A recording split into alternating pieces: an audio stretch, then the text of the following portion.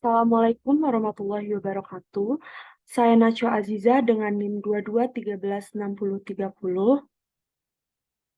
Maaf, saya dengan NIM 22136070 akan mempresentasikan mengenai konsep fotogrametri dengan mata kuliah fotogrametri dan dosen pengampu Dr. Andes Ernawati, MSI. Jadi, pada kali ini kita akan membahas mengenai pengertian fotogrametri, aspek mendasar fotogrametri, sejarah fotogrametri, klasifikasi foto udara. Pada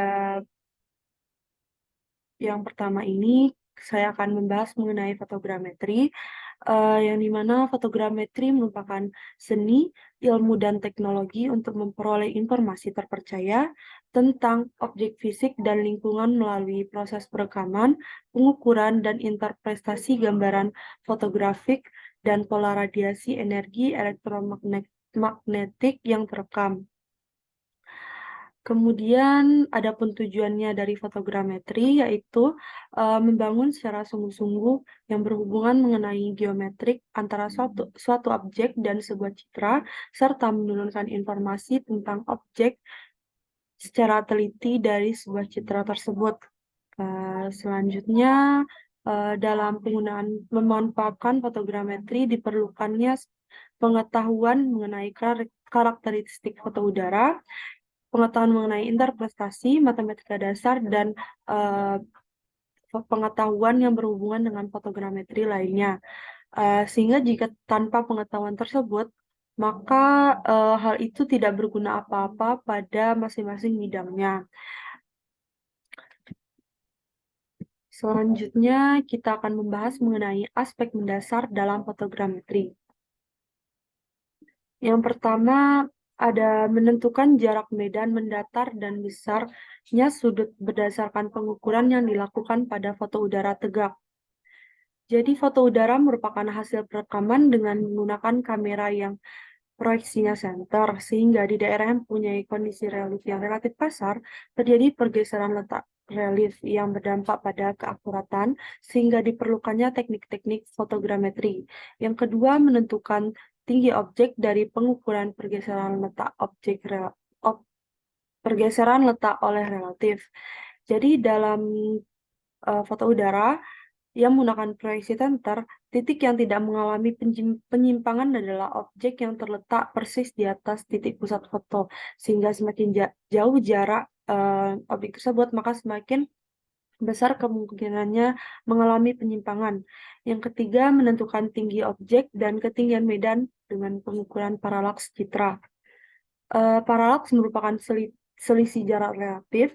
Besarnya paralaks pada daerah tampalan dapat digunakan untuk mengukur ketinggian objek dan ketinggian medan.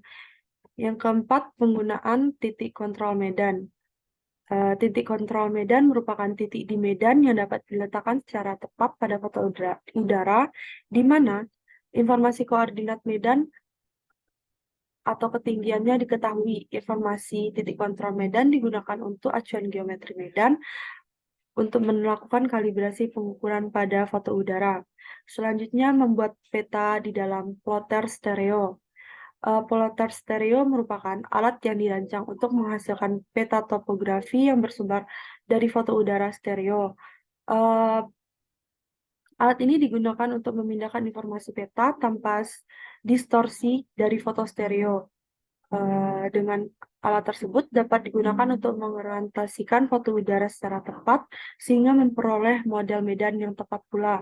Selanjutnya, membuat ortofoto. Ortofoto merupakan peta foto yang dihasilkan dari foto konvensional melalui proses rektifikasi diferensial sehingga diperoleh ukuran yang benar. Ortofoto bila ditumpang susunkan dengan peta administrasi yang akan menjadikan peta foto yang informatif. Informasi yang ditampilkan melebihi peta dalam hal jumlah dan kerinciannya. Yang ketujuh, menyiapkan rencana penerbangan untuk memperoleh foto udara.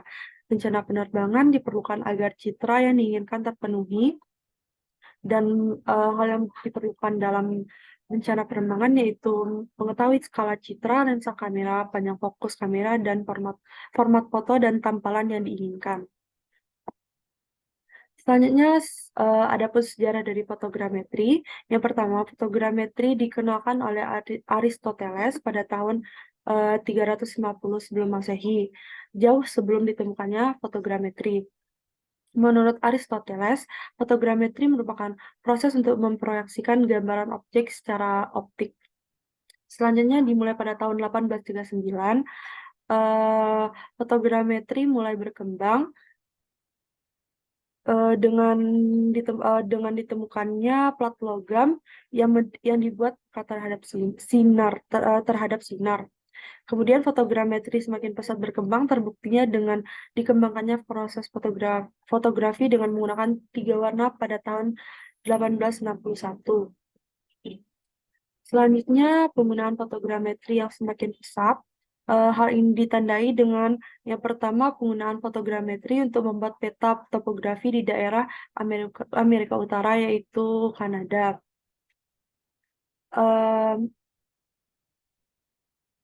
Kemudian, fotogrametrik digunakan untuk percobaan dengan foto stereo yang hasilnya menjadi landasan teknik pemetaan. Pada hal ini juga pertama digunakan pesawat udara pada tahun 1913. Pada saat Perang Dunia I, foto udara digunakan secara luas. Dan pada Perang Dunia II, fotogrametri digunakan untuk pemetaan daerah medan lawan. Selanjutnya, fotogrametri mulai berkembang luas dalam berbagai bidang, yaitu dari desain keunikannya, inventarisasi sumber daya alam, dan lingkungan pemetaan arkeologi dan survei hidrografi.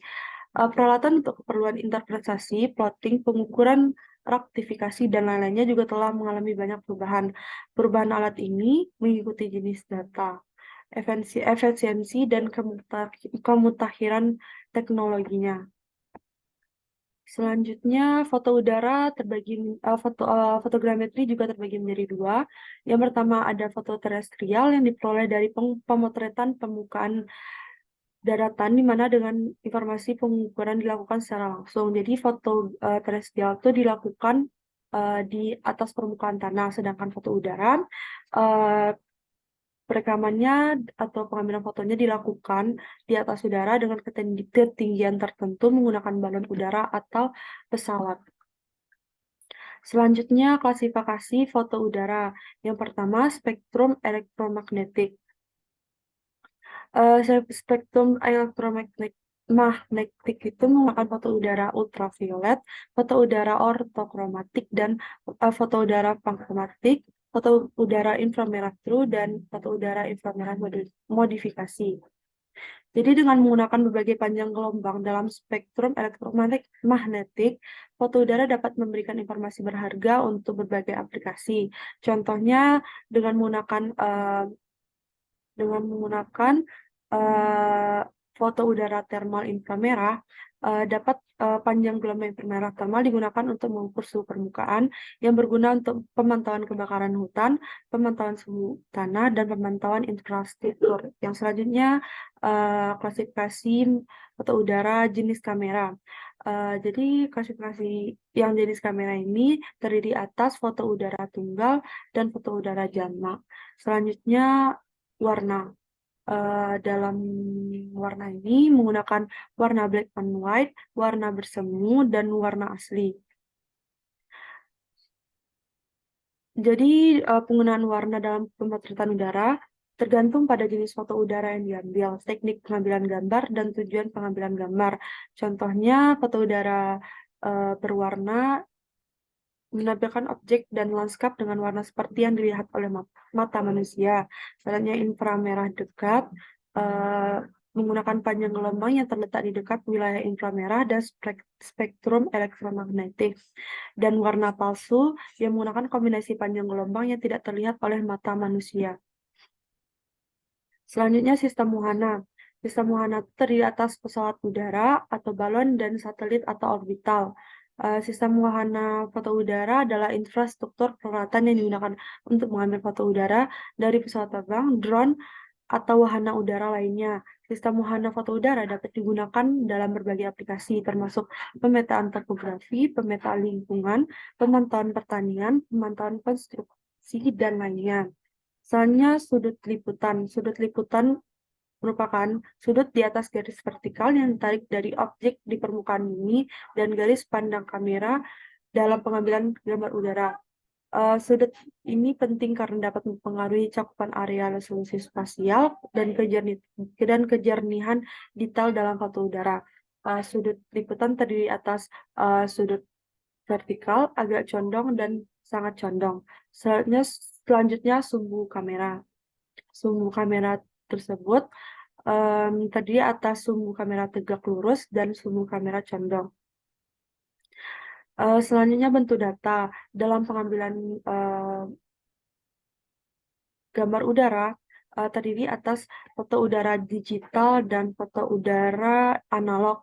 Jadi perbedaan antara keduanya terletak pada jenis data yang digunakan seperti foto udara analog eh, menggunakan analisis manual dan foto udara digital memanfaatkan foto digital yang sumber dayanya datanya dan pengukuran objek pada foto dilakukan secara digital dengan bantuan komputer.